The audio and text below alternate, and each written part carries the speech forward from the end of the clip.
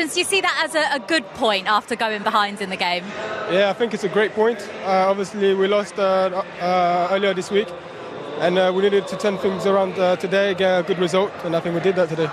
It must feel so good for you to be back starting in this team after your time out injured and back on the score sheet as well. Yeah, it felt great. I wanted to give the penalty to Beto, but I thought I had it in me to get back on the score sheet. But yeah, I'm very happy to be back.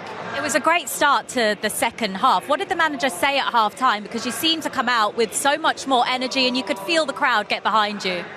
Yeah, obviously we wasn't good enough in the first half, but he's come in the change room and told us to change, told us stop, let's go out and turn things around.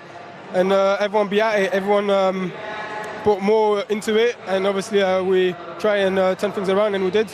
Just 3 league games left at Goodison Park now. How important is it for you players to end the season on a high here for these Everton fans?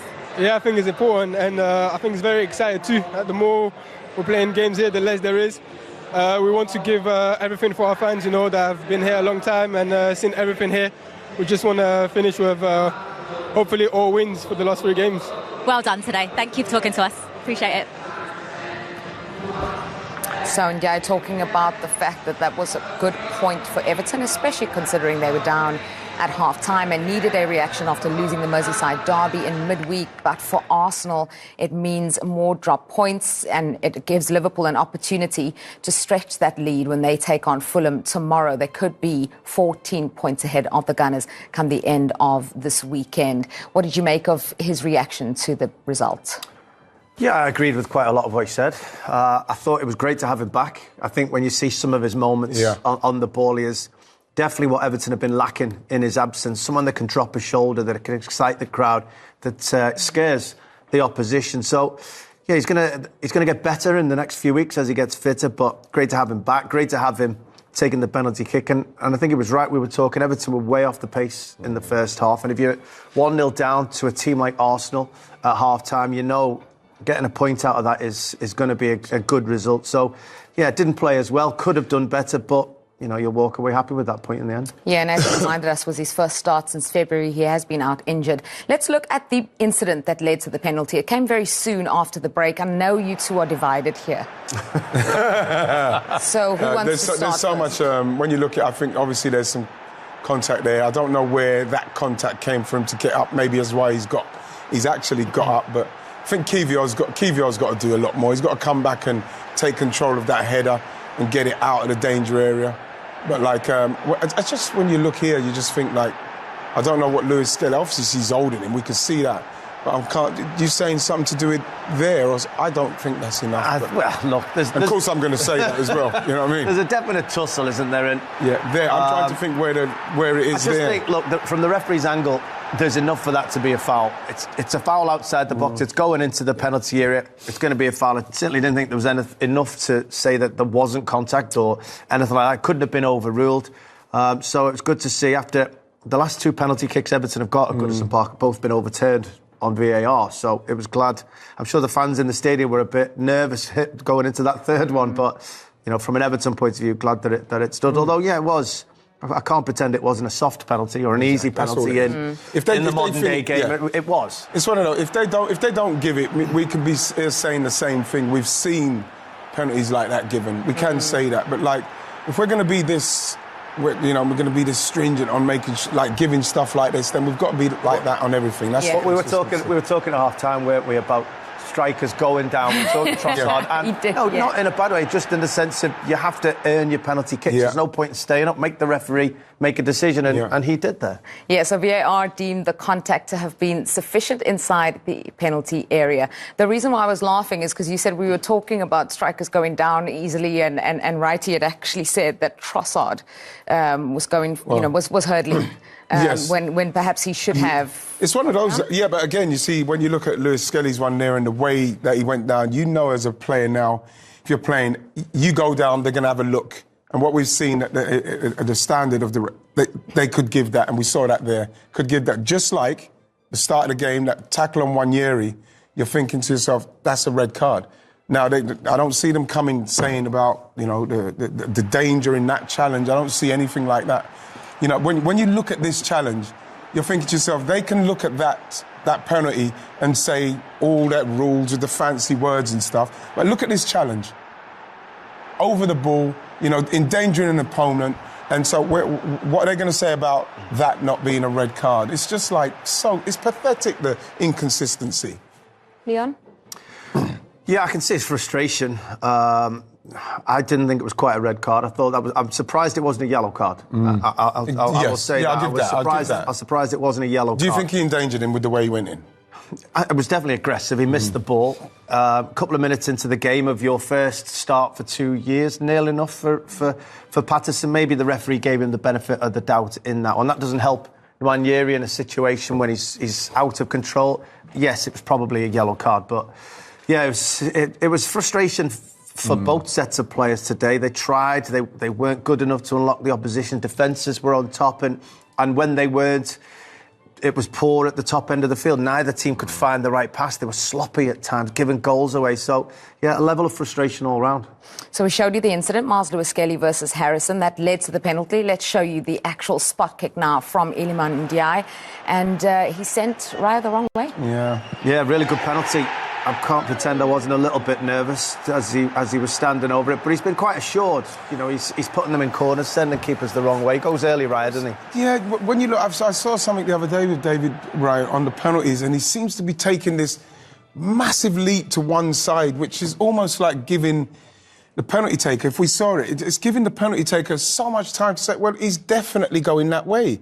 I've seen him penalties being taken against him recently, where he's continually going the wrong way, and I think that he's I don't know, his form in trying to save him I think it's wrong, simply because he's going so far, he's making such a commitment to that side. He's giving himself a really good chance of saving it that side, but he's given up the centre. He's giving it up because, side. When you're, especially if you've got a longer run up, you can actually see him when you're like a yard off away from the ball before you watch him. Watch, look, he's gone.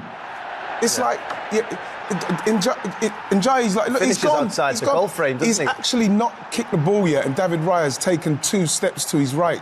That's going to give you. You're going to see that when you're running up. You can see he's committed to that side, and that's the only thing I look at and worries me with the penalties being taken against us at the minute.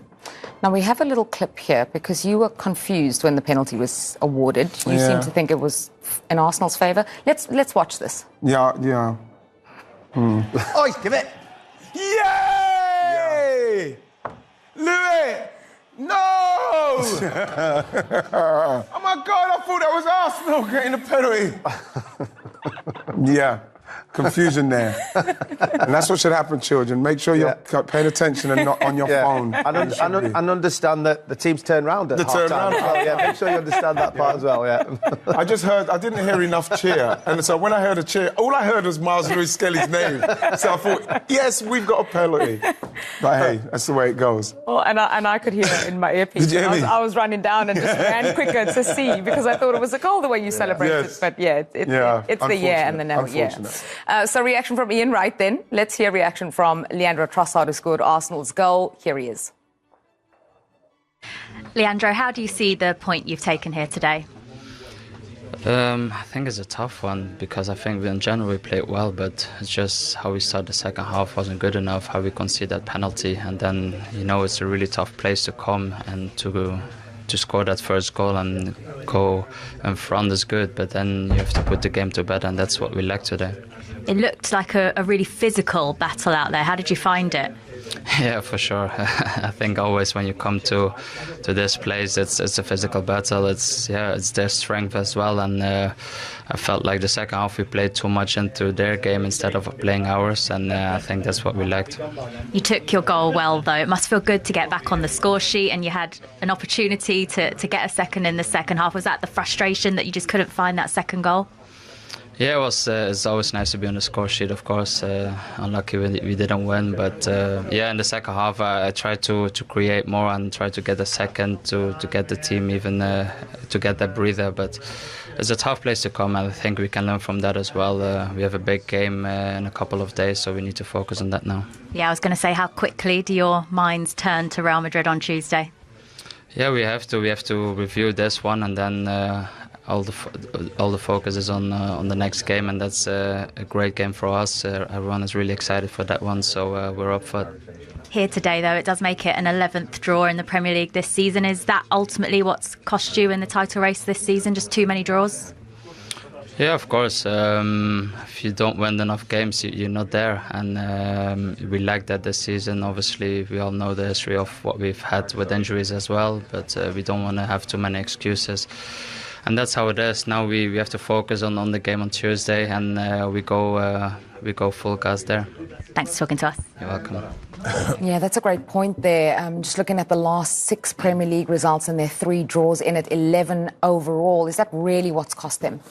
Yeah, I think so. And of those 11 draws, they've led in 6 of those games. That's 12 points that they've let slip away, which, if you talk about the difference in the title race, is an awful lot. The teams that are going for the title don't lose from winning positions. There's just a real assurance that once we get that goal ahead, the 3 points are pretty much sorted. And I felt that's the way Arsenal sort of felt going ahead. And then at half-time, you thought, that's it. The way Ian thought it was just like the hard part is getting ahead in the games against Everton. Then you can't give goals away. You can't let points slip through your fingers. You know, I remember, I think there was a Brighton game earlier in the season. There's been quite a few. And yeah, that's ultimately been the difference.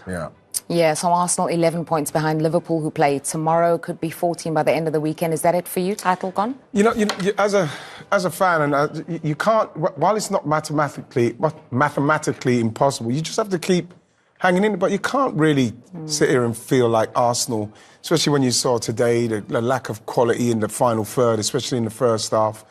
You can't really sit here and honestly believe that you're going to be able to catch Liverpool in the current climate. I could totally imagine if you were scoring goals and you're winning games and you're closer, but we're not close enough without the quality in the final third at the moment. So you know, it's a tough one. It's tough, and it's very hard for me to say we're out of it. But like, you know, it's maybe a bridge too far. Yeah, I mean, you think about when teams have come back from the deficits that also don't have the momentum at the moment. You think about Manchester City when they've come back and overturned deficits. They've had the momentum. They're getting better. You know, it's assured that they're going to win their games. Everyone else best be at it and not lose as well. Well, you just don't get that feeling about any of the chasing pack. And so Liverpool have got themselves into a wonderful position. Yeah, leaves Arsenal's only hope with the Champions League. That means Tuesday is a huge game. Yeah, it is. And everybody's known. I think that they'll be a little bit relieved of this game. It would have been nice even if they could have taken this game maybe 1-0, then you get on the coach now and you just relax and get ready for arguably the biggest game in some of those guys' careers. So, you know, it's something that it means so much to the club to try and win this game, but we know how tough this is going to be. Absolutely. Well, that's just game 1 of match week. Hi, Mikel. Point apiece. Is that a fair reflection of the performance?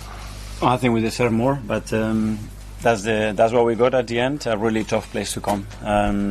What they do it really well.